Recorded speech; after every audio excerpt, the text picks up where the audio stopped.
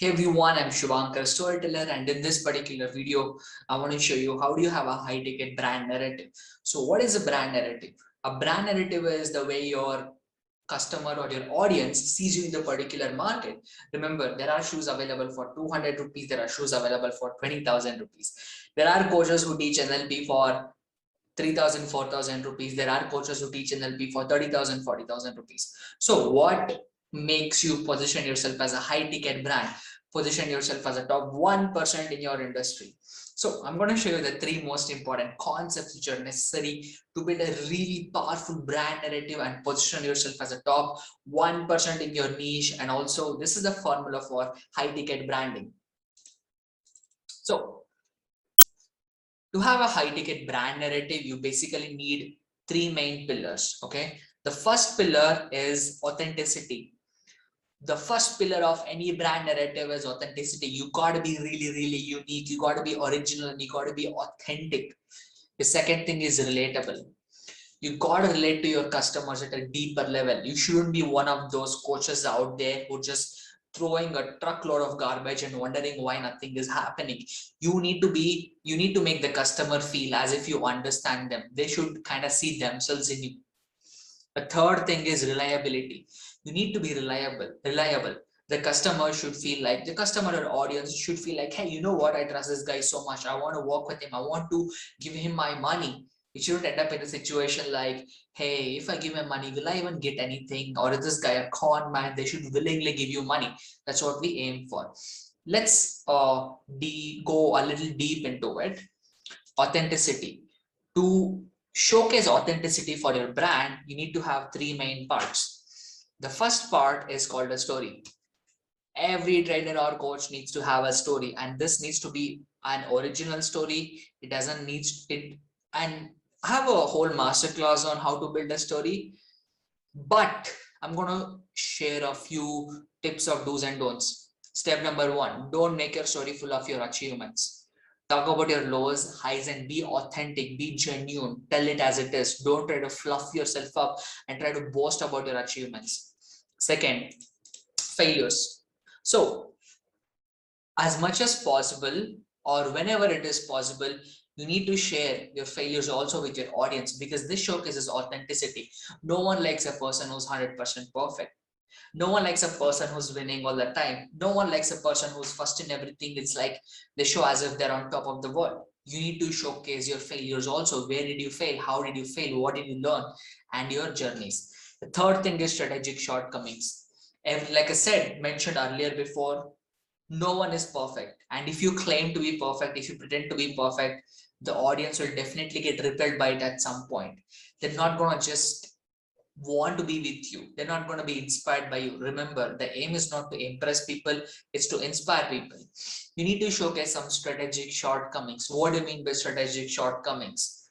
For example, I might probably suck at numbers. Okay, not all numbers. At some situations, I might really, really suck at some numbers. That's one of my shortcomings. And number two is I'm really, really introverted and shut down. So as a result, I might have a lot of hesitation in reaching out to people first. So these are my strategic shortcomings. Now, what you shouldn't do is, let's say you're teaching someone how to get rid of depression, and yet claim that, hey, you know what, I've been depressed from a very long time and I have not been able to do anything about it, and in fact I have never come out of it, but I want to teach you how to get rid of depression. Now, why am I saying this? I've seen this happening.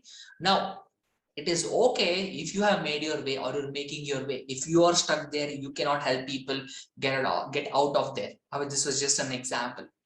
The second thing is relatability. People decide whether they want to work with you or not in the first, I would say, 1 minute or 2 minutes of interaction. This is what I had just read somewhere in the book. Now, in those 1 or 2 minutes, you need to make sure you're relatable, or if not 1 or 2 minutes, at least your brand narrative should be relatable. How do you do it?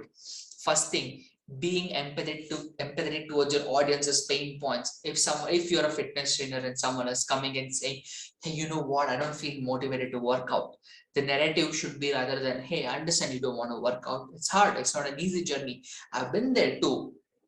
being empathetic versus, oh, you're lazy, get out of bed, you're lazy, you're unmotivated, you don't have this, you don't have that. It might work for some people, that's a different case. It's authoritative branding, but most of the times audiences are looking for someone who can be empathetic with them. Second, being one of them rather than being above them. The biggest mistake which a lot of trainers and coaches do is they try to show that they're above them. One second, hold on.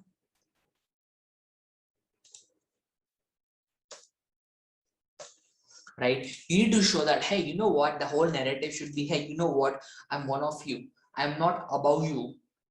I'm one of you. I'm just like you. It's just that I figured out this particular method which works for me. It shouldn't be like you are down, I am up.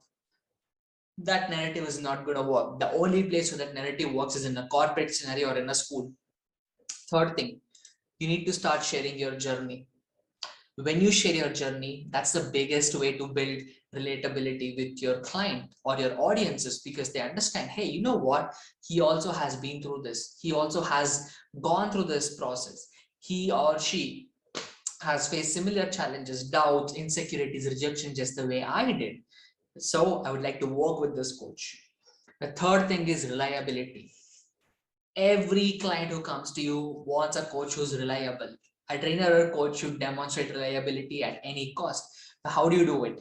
You need to showcase your personal results and your client results. I understand if you're starting out, it's hard, doesn't matter.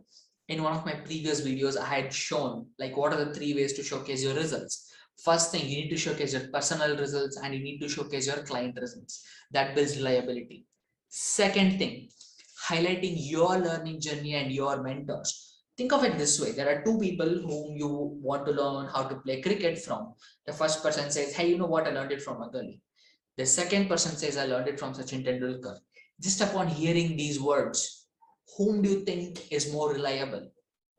Right? Obviously, the person who learned from Sachin Tendulkar. As a result, it's really, really important to showcase your learning journey and whom you learned from. Look, you don't need to get trained from all the fancy people out there. You don't need to get coached from all the fancy people, big shot names out there. Whoever impacted you, you need to keep on highlighting it, because the clients who are coming to you, they understand, hey, you know what? This guy also has been on a learning journey. He also had coaches. He also had trainers. And he's imparting the same knowledge which he learned from them to us.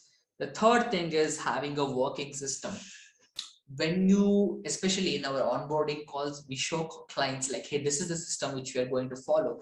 So if you want to convince clients, if you want to showcase to your clients that you're really, really reliable, you need to show them that this is the system which you work by and this system can produce results. This builds reliability. So if you want to have a high ticket branding, if you want to charge people like, okay, excuse that. If you want to charge people 2 times, 3 times, 4 times, or even 5 times what you're currently charging, you need to have a high ticket brand narrative.